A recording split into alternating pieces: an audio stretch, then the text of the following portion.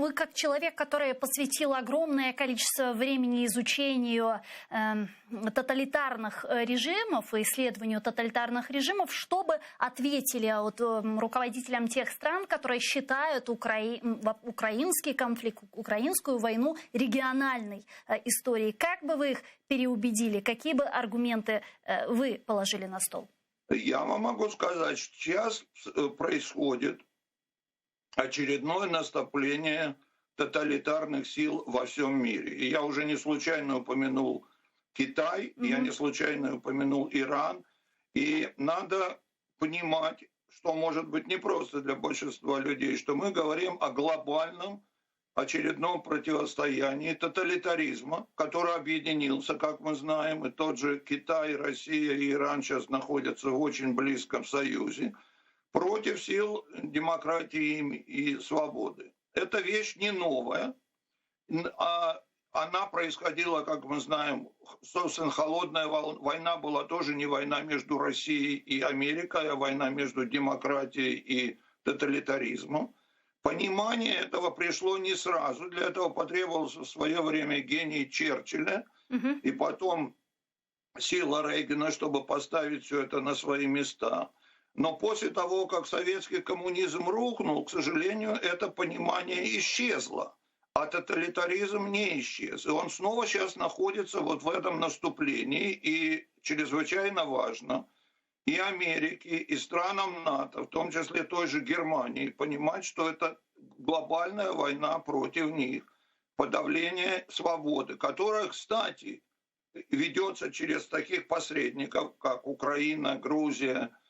Сейчас была попытка в Казахстане и Белоруссии подавить демократические революции. Но этот тоталитаризм проникает даже внутрь западноевропейских стран, и в том числе Америки. И у нас уже внутри Америки появляются эти тоталитарные силы. И вот чрезвычайно важно связать все эти вещи вместе, что, к сожалению, мало кто может делать. И вот я считаю, что Украина здесь тоже очень важная роль. Ибо Украина прошла через это, она имеет советский опыт. Украина это может понять. И я считаю, что Украина должна быть одной из стран, которая должна доносить это понимание до остального мира. И тут в Украине самой надо прийти к этому пониманию. Понимаете, конечно, очень важен опыт старых диссидентов, которые есть в Украине, и которые это понимают, наверное, лучше других, потому что молодое поколение у вас тоже не очень это понимает. Не всегда в этом смысле продуктивна роль ваших националистов, которые, опять же, стремятся все время это свести к конфликту между русскими и украинцами, вместо того, чтобы видеть, что это конфликт между путинской тиранией и украинской демократией и свободой. Это очень важно. Понимаете, как только вы, во-первых, сводить это к национальному или там еще языковому или прочим конфликту, это, во-первых, совершенно неправильно.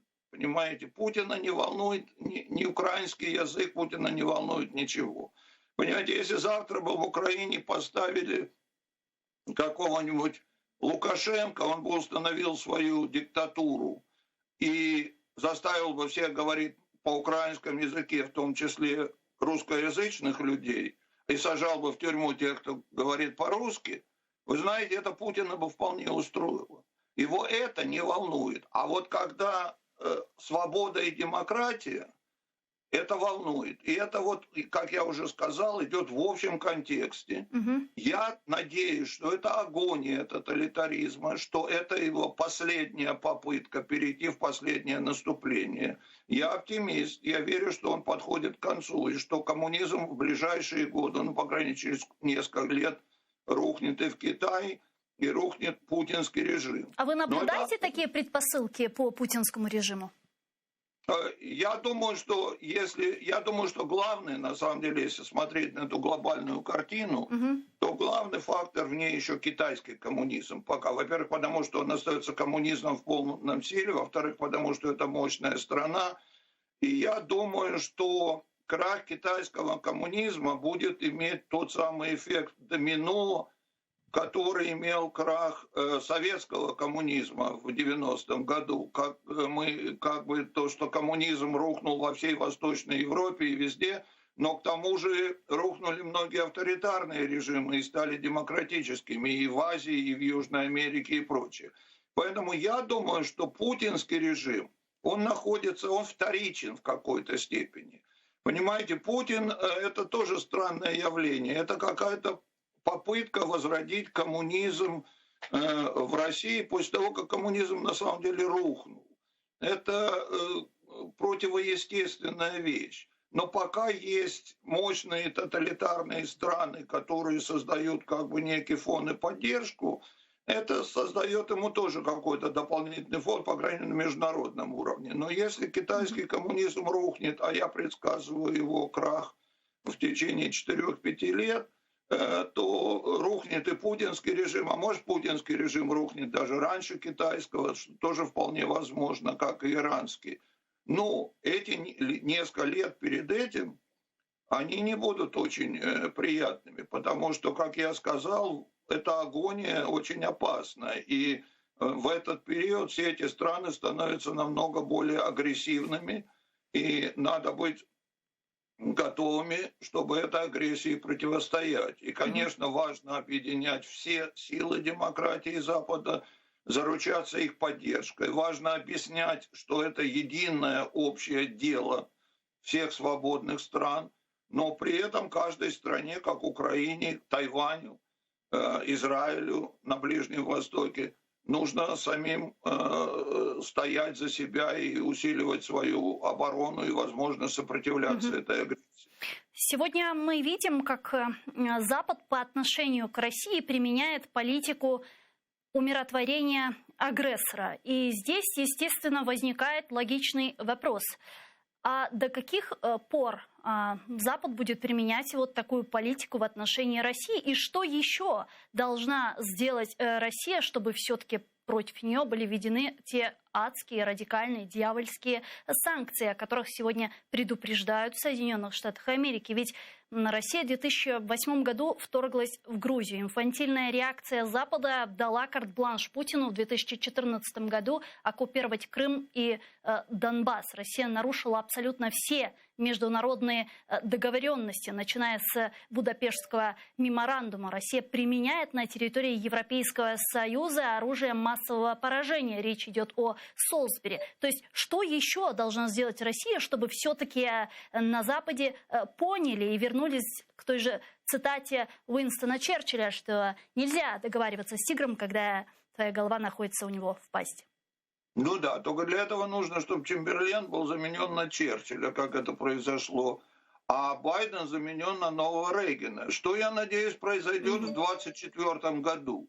Честно говоря, до этих пор у меня особых больших надежд нет, потому что существующие западные правительства действительно слабые. И вот вы посмотрите на поведение, мы говорим про Америку, посмотрите на поведение Германии. Да. Они просто боятся Россию, понимаете? Это не вопрос, понимают они или нет. Все прекрасно все понимают. И Мюнхен все помнят, понимаете? И знали, что чем кончился Мюнхен и что дальше сделал Гитлер. То есть, понимаете, об этом надо все время говорить и повторять. И люди плохо даже помнят и знают историю. Поэтому я все время говорю о Мюнхене здесь. Я все время напоминаю эти вещи. Но, опять же, пока Чемберлен не сменился на Черчилля, пока к власти в Америке не пришел Рейган в 80-м году, все понимания мало что стоили. И я как бы надеюсь, что это произойдет вскоре. Понимаете, вот Германия, на самом деле две страны, которые не боятся, по сути, России, это Америка и Англия. Они не боятся России. В Европе почти вся континентальная Европа, начиная с Германии, после того, как она проиграла Вторую мировую войну, она очень боится России. После того, как там были оккупация Восточной Германии, они боятся. Послушайте, та же Меркель, которая была канцлером столько времени, да, она была восточно-германская комсомолка, которая боялась КГБ. То есть даже на личном уровне, понимаете, а Путин это КГБ. Эти все страхи есть. Я знаю, что Франция боится России. Опять же, Не знаю почему, может, еще с наполеоновских времен, но это факт, понимаете? И Мгм. вот кто не боится сейчас России из новых стран, как мне кажется, это Польша и Прибалтика. И вот для Украины это чрезвычайно важно. Украине важно тоже показать, что она не боится России. Причем это важно очень для самой Украины, но это очень сильно увеличит престиж и уважение к этой стране, если она докажет это действительно в этой ситуации. И я думаю, что это может в конечном итоге повлиять уже и на такие страны, как Франция и Германия, когда они увидят, что уже появляется Польша, появилась Украина и другие страны, которые, несмотря на все страхи, этого не боится, и что Россию можно не бояться. И на этом вообще уже вся эта путинская диктатура и все прочее закончится, потому что она в большой степени основана именно на этом страхе. А как вы думаете, вот те санкции, о которых сегодня предупреждают Россию, и Джозеф Байден, и Борис Джонсон, они играют вот роль превентивной меры? То есть они сдерживают возможную дальнейшую агрессию России или нет? Или таким образом, наоборот, открывается последний шлагбаум? Нет, я не считаю, что наоборот. Я считаю, что они частично сдерживают, но я сомневаюсь, что это достаточное сдерживающее средство для того, чтобы гарантировать, что Путин не станет воевать. Понимаете? Да, санкции полезны, но есть какой-то баланс. Понимаете, Путин тоже себя загнал в угол в какой-то степени. Да? Так он, ну а что? Что ему сейчас делать? Как ему ретироваться? Да, и не очень понятно. То есть ему нужна какая-то кость вроде была бы от Запада, хотя я думаю, что эта кость могла бы только его аппетит подогреть. Поэтому я сторонник санкций. Я также сторонник того, чтобы Запад поставлял оружие всем тем странам, в первую очередь сейчас Украины, на которую может Россия напасть. Это то, что Запад реально может сделать. Но ни то, ни другое не является гарантом того, что Путин будет остановлен. То есть Украина при этом все равно должна быть готова к этому наступлению. И вот тут я хотел сказать еще одну вещь, Гульсум, Да. что чрезвычайно важно в этой ситуации Украине сплотиться. И вот это главное. Насколько будет Украина сплоченной страной перед лицом этой агрессии. И я вижу, к сожалению, какие-то факторы, которые меня не очень радуют. И вот первый пример – это уголовное преследование против Порошенко. Ну, оно настолько неуместно, я вообще считаю, что оно неправильно, но в данной ситуации оно просто недопустимо. Понимаете, можно критиковать Порошенко за его политику по различным вопросам, но сомневаться в том, что Порошенко истинный патриот Украины, и в том, что он противостоял России все это время, простите. Ничего страшного. Да, и противостоял России все это время? Да, это факт, понимаете. Он патриот Украины. В тот момент, когда он противостоял все это время в России, когда снова тот же самый враг находится на границе Украины, ну, самое бессмысленное, надо находить общий язык патриотам, а не... Ой, простите.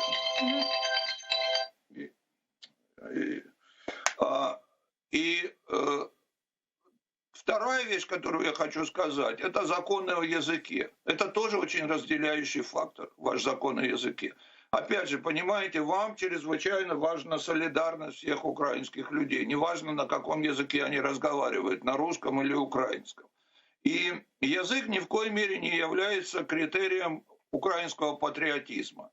Понимаете, те же батальоны Донбасс и Днепр, русскоговорящие батальоны, дали свой отпор большой тогда российской агрессии, как мы помним, и были очень важным фактором. А какие-то изменники, сидевшие в СБУ или в Генштабе вашем, которые говорили на украинской мове, да, были при этом изменены. Были такие, были и балакали по украинской мове. А толку что? Понимаете, поэтому нельзя язык делать критерием патриотизма и вводить и усиливать в данный момент. Вот только неделю назад был очередной шаг реализации этого закона, когда запретили в печатной прессе использовать русский язык фактически. Да? Во-первых, это неправильно по существу, потому что это ограничение свободы слова. Понимаете, свобода слова – это не свобода говорить только на тех языках, которые выбирает правительство. Свобода слова – это говорить на любом языке. Естественно, сделать украинский язык государственным языком и все правительственные документы публиковать по-украински. Это совершенно нормальная, естественная вещь. Но когда мы говорим о независимых, неправительственных средствах массовой информации, будь то телевидение или газеты, ограничения какие-либо в языках – это просто ограничение в свободе слова. Ну, вместе с этим мы сейчас на крымско-татарском телеканале, на украинском, на территории Украины, который вещает, с вами разговариваем на русском языке. То есть, ну, очень хорошо, очень хорошо. Но вы прекрасно знаете, что то, что я говорю, это тоже факт. Все эти законы, их реализация. Это не нужно. А самое парадоксальное, что, может быть, многие не понимают, что это уступка Путину, такие законы. Потому что, как я уже сказал, Путину плевать, на каком языке разговаривают в Украине, включая его русскоязычные люди. Что Путину не плевать, это свобода и демократия. Он их не переносит и не может допустить. И воюет он против этого. И когда сама Украина по собственному желанию начинает ограничивать свободы, и это важнейшая свобода слова, она фактически выполняет одно из пожеланий Путина. Поэтому это надо понимать. Это может быть не так, звучит немножко парадоксально, но по существу это именно так. И, пане Юрію, вот буквально пару минут до завершения нашего эфира, 5 минут до завершения нашего эфира, мы видим, как сегодня Украина выбрала политико-дипломатический путь возвращения своих территорий. Сегодня как раз в Париже состоялась встреча советников Нормандской четверки. Там вели переговоры относительно урегулирования войны на востоке Украины. Вот как вы думаете, в рамках переговорных форматов можно ли вернуть Крым и деоккупировать Донбасс? Я сомневаюсь. Я вообще, честно говоря, плохо отношусь к нормандскому формату и к Минским соглашениям, о чем я писал и говорил. Почему? И я считаю, что да, по одной принципиальной причине. Потому что там обсуждается вопрос автономии Донбасса и, соответственно, то, что сейчас является ДНР и ЛНР. И как поступать на этих территориях, и какой у них может быть статус и так далее. Я считаю, что для независимой страны Украины это недопустимо, потому что это вопрос внутреннего устройства Украины.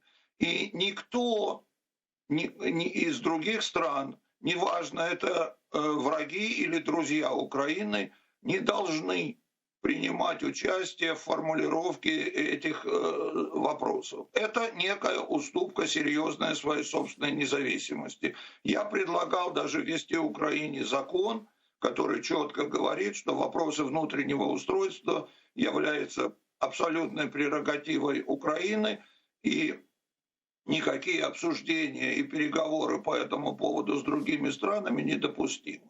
Но, кроме всего прочего, я не верю, что это приведет к чему-либо. И я думаю, что, опять же, решение демократического вопроса как с Донбассом, там и с Крымом, оно произойдет, когда рухнет путинский режим. И это, я думаю, не столь далеко за горами. То есть как вы это видите?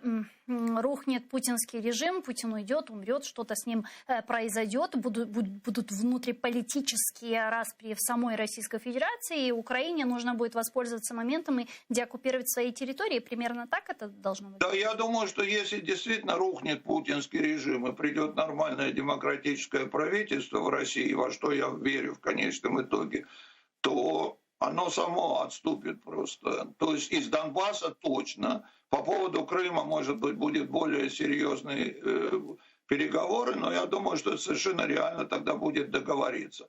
Как конкретно рухнет путинский режим? Он рухнет в силу своей несостоятельности и все более растущего внутреннего сопротивления ему. Это будет главный фактор.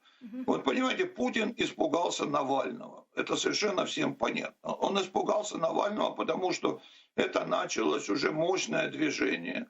Причем не так называемая лояльная оппозиция, которая была до тех пор, а настоящая оппозиция. Причем она началась не только в Москве и в Петербурге, и в нескольких больших городах. Она началась по всей стране.